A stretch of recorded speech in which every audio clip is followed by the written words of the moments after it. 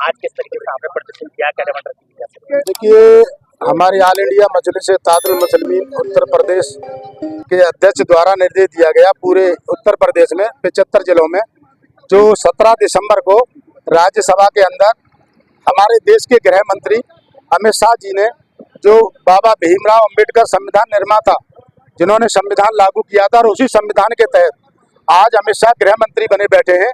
उन्होंने अंबेडकर जी के अपमान में वक्तव्य दिया था कि जितना तुम संविधान की बात कर रहे हो, सांसदों से कहा था, और जितना तुम अंबेडकर की बात कर रहे हो, अगर अंबेडकरवादी तुम बन रहे हो, जितना नाम अंबेडकर का ले रहे हो, अगर उतना भगवान का नाम लोगे तो तुम्हारे लिए स्वर्ग प्राप्त हो जाएगा। तो मैं भारतीय जनता पार्टी के सभी लोगों से कहना चाहता हूँ कि इन्होंने बहुत पाप किए हैं। तमाम हिंदुओं को मुसलमान से लड़ाया है, भाइयों को भाइयों से लड़ाया है, कभी मंदिर के नाम पे लड़ाया, कभी मस्जिद के नाम पे लड़ाया, और अभी ये मंदिर मस्जिद की लड़ाई में हिंदू मुसलमान के बीच खाई पैदा कर रहे हैं। तो मैं ये कहूंगा कि भारतीय जनता पार्टी के लोग आज से ही वो भगवान का नाम लेते रहे अगर उन्हें स्वर्ग जाना है तो, नहीं तो उनका नरक में जाना निश्चित है। उन्होंने इतने पाप किए। हमने बाबा भीमराव अंबेडकर के जो अपमान में हमने 75 जिलों में ज्ञापन देने का काम किया है, और हम हर जिला मुख्यालय पर जिलाधिकारी के माध्यम से राष्ट्रपति महोदय को ज्ञापन से ये मांग करते हैं कि जो राज्यसभा के अंदर गृह मंत्री द्वारा जो अंबेडकर का अपमान किया गया उसके लिए वो सार्वजनिक रूप से माफी मांगे, और अगर माफी नहीं मांगते हैं तो राष्ट्रपति महोदय गृह मंत्री को बर्खास्त करें।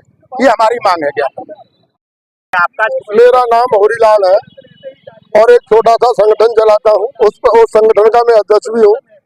परंतु इतने हमारे गृह मंत्री जी ने इतने अच्छे पद पे बैठे हुए, प्रधानमंत्री से दूसरे नंबर का पद होता है, और इस तरह की बयानबाजी अच्छा काम नहीं किया है, और वो भी एक महापुरुष के मामले में। कितने किस को कितने भगवान है जैसे बाढ़ में बहा है, तमाम भगवान है, हम किसी भगवान को नहीं मानते।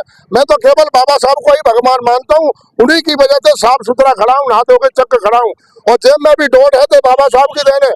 बाबा साहब को सिर पे लेके घूम रहा हूँ, ये टोपी से भी बड़ी चीज है बाबा साहब को, क्योंकि बाबा साहब ने मुझे जीने के सारे अवसर प्राप्त किए।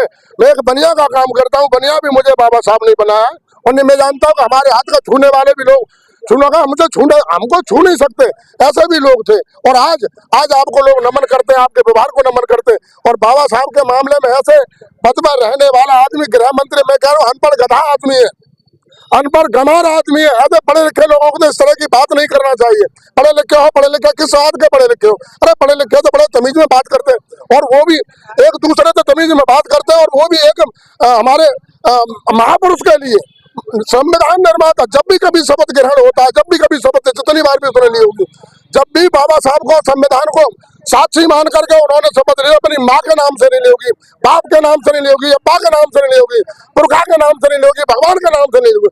किस भगवान की बात करता है? हम ये मांग करते हैं, ऐसे मंत्री को तो बर्खास्त कर देना चाहिए। गृह मंत्री को 100% बर्खास्त कर दो। और सुनो, या माफी मांगे, दूसरे नंबर पर माफी भी मांगे, तो सार्वजनिक माफी मांगे, ऐसा नहीं घर में बैठ कर माफी मांगे। सारा हिंदुस्तान देखे कि ऐसी घिनौनी हरकत वाले को कितना बड़ा दंड मिला है। आने वाले समय में किसी की इतनी हिम्मत न हो कि बाबा साहब पे एक टिप्पणी भी कर जाए।